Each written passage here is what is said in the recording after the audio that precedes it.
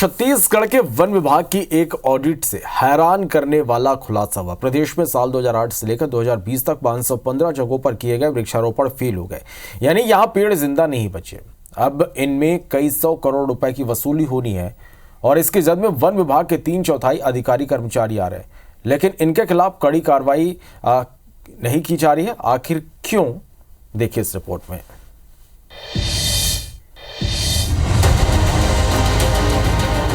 छत्तीसगढ़ में साल 2008 से लेकर 2019-20 तक प्रदेश में हुए वृक्षारोपण की विभागीय ऑडिट से हैरान करने वाला खुलासा हुआ है। छत्तीसगढ़ के प्रधान मुख्य वन संरक्षक कार्यालय की ऑडिट रिपोर्ट से पता चला है कि इस दौरान 515 जगहों पर हुए वृक्षारोपण पूरी तरह फेल हो गए।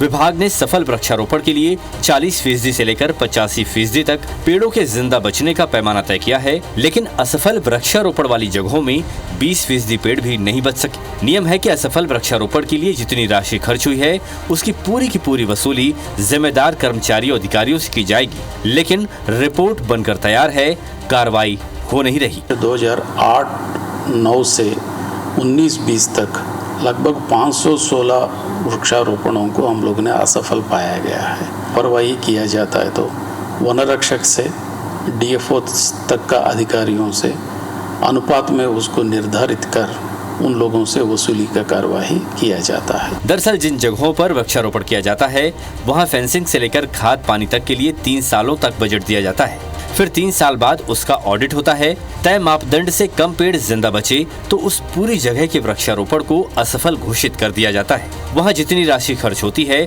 उसकी पूरी वसूली सहायक वन संरक्षक से लेकर वन रक्षकों से करनी होती है।